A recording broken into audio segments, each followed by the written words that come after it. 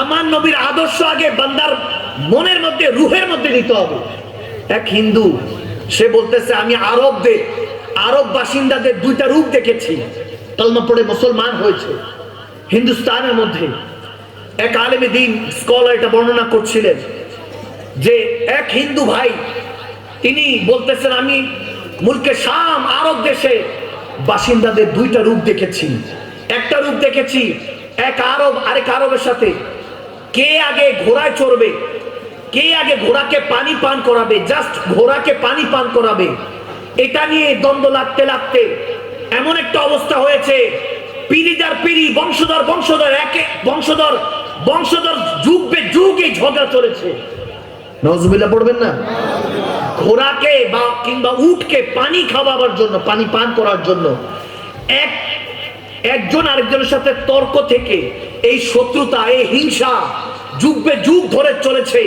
সেটা পরিবার থেকে গোত্র হয়েছে, এলাকা হয়েছে, দেশ হয়ে গিয়েছে। হাজার বছর বলেছে ওই আরবদেরকে ঝগড়া ফাসাদের মধ্যে ডুবে থাকতে দেখেছি। আরেক আরব দেখেছি যখন আমার পেয়ার নবী দুনিয়াতে তাশরীফ এনেছে। আরেক আরবকে দেখেছি যখন তারা কালমা পড়েছে। এরকম যুদ্ধের মধ্যে একজন ঘায়েল অবস্থায় ছিল, একজন সাহাবা আরেকজন সাহাবা দেখতেছে ঘায়েল অবস্থায়, দৌড়ায় পানি নিয়ে গিয়েছেন। পানি নিয়ে গিয়ে বলতেছেন ভাই পানি পান করেন।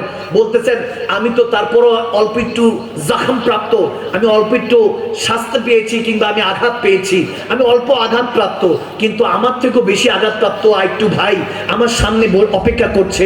হাদিসের মধ্যে এটা মজুদ আছে যে আরেকটা ভাই অসুস্থ, তার গায়ের মধ্যে কাফেরদের আঘাত আরো বেশি লেগেছে, তাকে পানি পান করাও। তখন দৌড়িয়ে গিয়ে তাকে পানি পান করানোর ব্যবস্থা করলো। সে বলতেছে আমার অবস্থা থেকে আরেকটু বেশি খারাপ অবস্থা সামনে।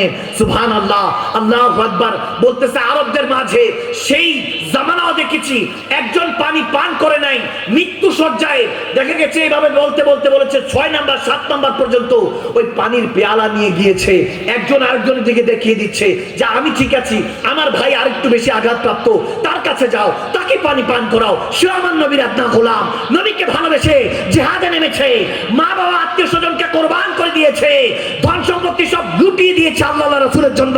ওই যে বলেছি নিয়ত সাফ, ওই সাফ নিয়তে সাহাবাদেরকে এখনো বান্দারা স্মরণ করছে, তেনাদের সাদাকা দিচ্ছে, তেনাদের উসিলায় আজও পর্যন্ত মুমিন বান্দারা নিয়ামত প্রাপ্ত হয়। সেই সাহাবারা একজন আরেকজনকে পানি পান করানোয় ব্যস্ত ছিল। এমন অবস্থায় দেখা গিয়েছে শেষ পর্যন্ত পৌঁছাইতে তিনি শাহাদাত বরণ করে আল্লাহর কাছে চলে গিয়েছেন। এরপরে পঞ্চম, চতুর্থ, তৃতীয় সবার কাছে আস্তে আস্তে ক্রমাগত দেখছেন সবাই শাহাদাতের জাম পান করেছেন। যে পানি নিয়ে যাচ্ছিল সেও আঘাতপ্রাপ্ত ছিল। সে বলতেছে যেই ভাই এই পানি ধরে নাই, আমিও তো সেই নবীর গোলাম, আল্লাহর বান্দা, আমি ওই পান করব না, পানি পান করব না। সে শাহাদাতের জাম পান করেছে। বলতেছে ওই হিন্দু যে আমি মুলকে শাম আরববাসীদের এই দুইটা রূপ দেখেছি, যে আমাকে নবীর কলমা পড়তে বাধ্য করা হয় নাই, কিন্তু আমি কলমা পড়তে চাই। যেই নবী আদর্শ দেয়, এই ভ্রাতৃত্ব শিখায়, সেই নবী কত মহান ছিল, তেনার আদর্শ কত মহান ছিল, তিনি সাচ্চা, তেনার রব সাচ্চা। সে তখন একজন আলেমী দ্বীনের কাছে গিয়ে কলমা পড়ে মুসলমান হয়ে গিয়েছে। সুবহানাল্লাহ।